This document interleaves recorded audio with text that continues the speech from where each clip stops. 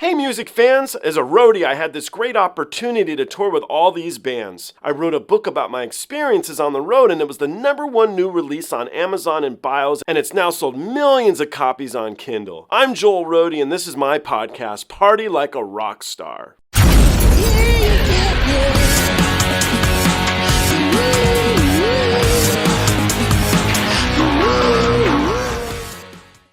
You guys might notice by the clothes I'm wearing the same clothes as I reacted to in the last two tracks by Nightwish. I am listening to this awesome song back to back and loving it so much. It's called 7 Days to the Wolves. We're jumping to 2021 now. The last two performances I reacted to were in 2008. They were awesome. I recommend you guys check them out if you didn't. This is from 2021. It is that virtual world performance, which means there's no Marco. But Flora did her best in the other performances I've seen of this, and I think really stood out. I think she always stands out because she's great.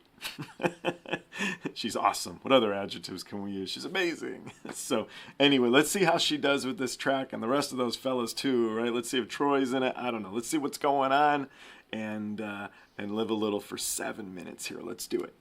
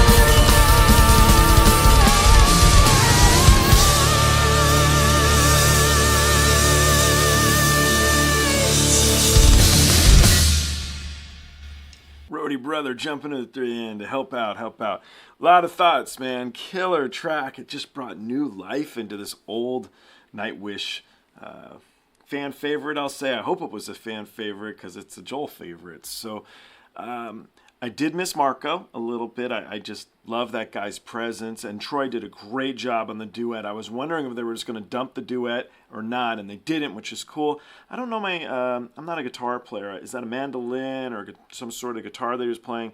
But what a cool sound. That was in a new edition that I really liked. And that thing was really neat.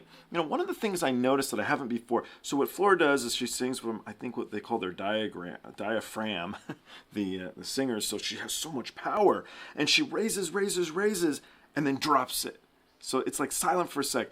And then it goes back into the song. So when he did his guitar solo there, the one I like a lot, right? I said it sounded like Pink Floyd in another one of these a little bit. He did the same thing. He's rocking out, and then he does that quick little thing at the end and stops and goes back. It was like the same thing with an instrument that she does with her voice, which could be argued as another instrument. So that was something I thought really was neat. I don't know if that's in my head or if that makes sense to you guys, but that's something I thought was really cool. It was almost like he was mimicking her abilities with her voice with the guitar. Because one of the things we mentioned, I know I had a Roadie on here that not everybody loved her opinions, but one of the things I think that was weird to her is he doesn't really stand out to play the guitar. It's more like he fits the fold of the band. And most guitar players do. They jump out and they push to be seen, at least for moments of the track. So it is an interesting, different playing style, which I didn't pick up on, actually, until Kelly hated on him and kept picking on him. So it made me watch further. So that's some thoughts. I'm afraid to forget anything of this track because I liked it so much. The key is, to me, sounded like he started playing faster towards the end than in the earlier performances. I think that's just in my head, and I think so because the runtime of the song was the same, but it seemed like it was quicker paced, so I kind of want to go back to check that out too. Anyway, these are all my thoughts. I really, really loved that performance. If you couldn't tell, it was so good. She has such power in her voice, and it's cool to see Troy in the mix there. I'd never seen him play anything other than... That's not true. I was going to say other than a flute, but no, he did do a guitar acoustic set I reacted to with Floor that was great. So anyway, anyhow, a bunch of stuff going through. I love this track. I am going to do one more version of it from 2022, and that will be my 5 that we put together. So you guys can see me on that one if you want to. But thank you all. I look forward to seeing you on someone if it's not that. Thank you.